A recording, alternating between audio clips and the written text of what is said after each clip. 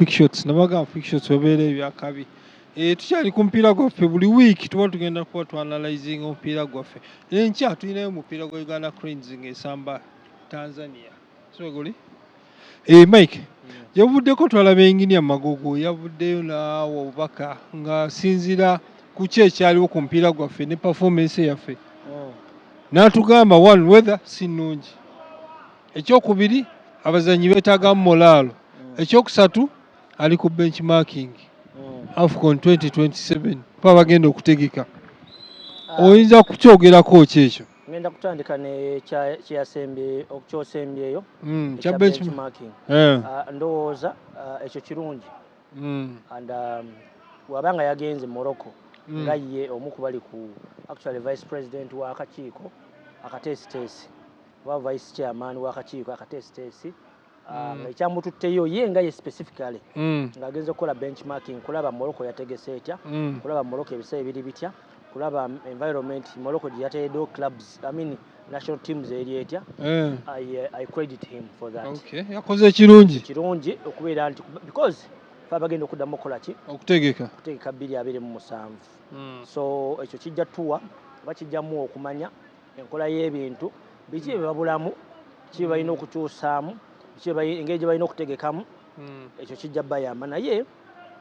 ekirala kye nalabye simanyi nti yagenze naani nalabye team delegation yagenze nayo nene nnyo yagendeddemu abantu bangi nnyo kyendowooza nti either sente ze bakozesa za mupiira sente ze bakozesa za gavumenti sente ze bakozesa za CAF ekyo kye simanyi naye kino video gye nalabyeko nabalabye ye n'entege then nendaba Explore Uganda nga balinga eriko side ya tourism nga tuvudde wano tugenze Morocco okukola tourism oba kushokesinga biki Uganda byeyine Uganda byeyine Morocco besides football waki ekitongole kyo kya tourism kiri okupromotinga Uganda ku side ya tourism that's why Explore Uganda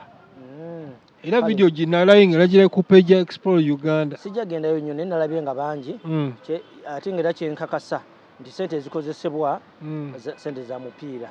kyenkakasa nti sente Engineer Moses Magogo zakozesa ne banne byatutte abamulonda mu kakiiko abakola nabo mu federation kyemmanyi ali mu bao awardinga nga kasiimo omwaka nga guggwako okubeera nti maybe bakoze naye ebbanga libakoze naye oba sente nawe yasazewo abaddizeeko kakiki yabatutteko out yes then ensonga eyokubiri gyoyogeddeko ebadde ya climate ebadde ya weather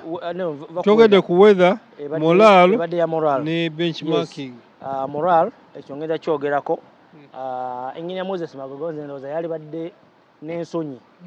ng'omukulembeze okwogera ku kigambo kya moral boosting eri club eri national team nti ye kennyini banayoga tebagenda kuva Uganda genda Morocco kuboostinga gundi moral ya tiimu kuwagira kuba enduulu egenda kubeera Uganda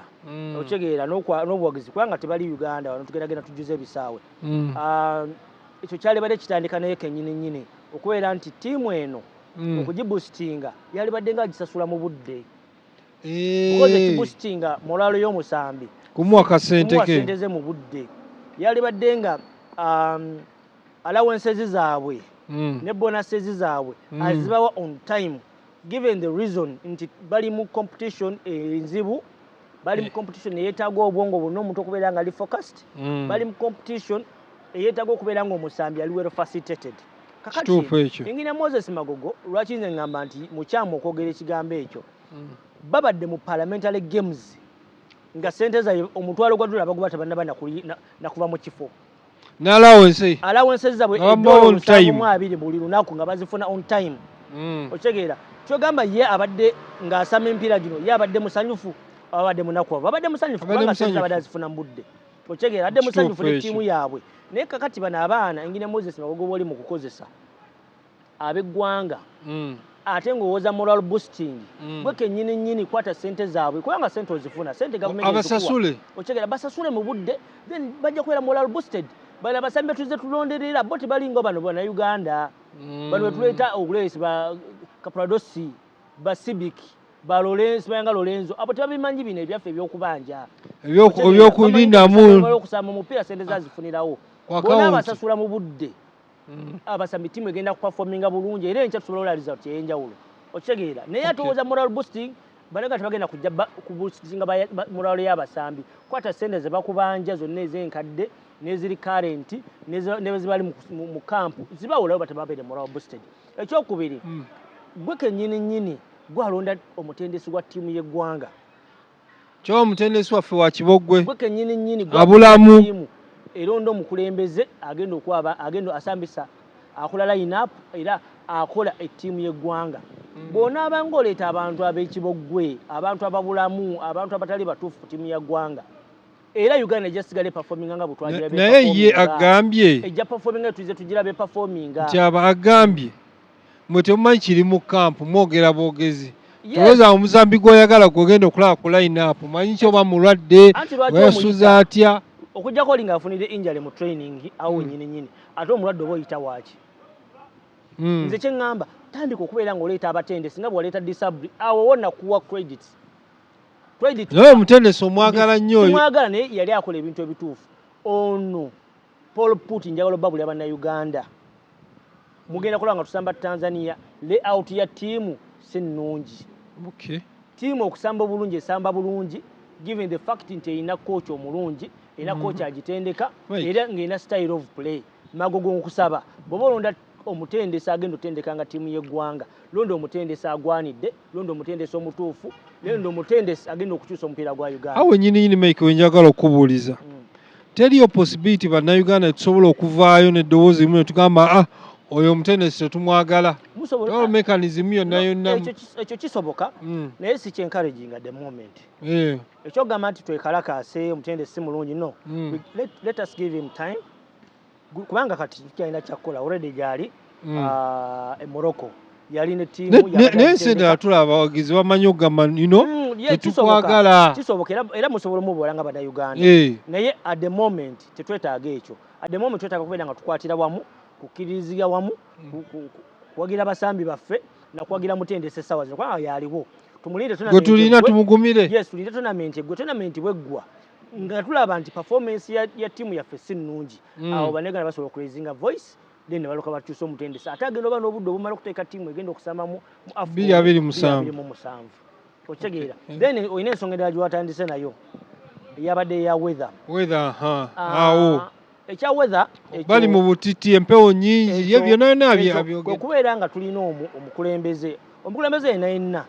aba ali mu mupiira obadde mu mupiira obanga abaddeko mu mupiira tasobola kukola statement ya weather weather is not an excuse mu kapiira it is not an excuse era Engineer Moses Magaga akola statement ng'eyo ekyo kiraga unprofessionalism because sidwe sose team ogenda osambira obwe ogenda e Morocco Morocco ejja wano Algeria ejja wano Tunisia ejja wano ajeja ne tukubira wano bo bali bamaze wano myaka 5 ate nefe tumaze weeks ezi tubaddeyo tukoza acclimatization tiimu yakeerayo weeks 2 nambirira meaning mugenda otandika okusaba nga manyi the weather yensonga era kyemanyi yensonga lwaki mwakulembeza tiimu yaffe ebeerenga yemu ku yasooka ogende Morocco naye omukulembeze waba teesamba ku mupiira niyo tasobola bimanyi wabula yefudde nga spokesperson wa federation okitegeera yefudde nga spokesperson wa ttiimu okitegeera bino birina kwogerwa bino byogerwa lemaani ekigambo nga kino ekya excuse ya weather ne mutuufu nange nga amaze weeks 2 owuliriza kubanga kati nze sobola kukyogera mbweize etwaffectinze because mbadde nsambira mu kilabu ez'enjawulo muli nnyonyi ne mugenda musamba mu nsi eno ne musamba mu nsi eri ne mugenda mu Rwanda eri qualitude eya waggulu okitegeera ne mugenda Ethiopia ne musamba omupiira ne mugenda wa ne musamba mu South America ne musamba omupiira kati abazungu bo boogere ki kituufu neze kino toyinza gamba weather nga bo bava eri ne bajja ne batukubira Moses Magogo okimenyewo kiwayogedde njagala okimenyewo ekyo kigambo tekiri mu kapiira mbwezi atwaffectinze nedda ssebo Ekwayagaye bali bate whether bagisambiramu bagitegeera. Tukizani kale Uganda ng'ensinga ffenna we had a bad day in office. Ekyo tukikiriza. Okay, yeah, tukirize. Omutendesi si mulungi tactically.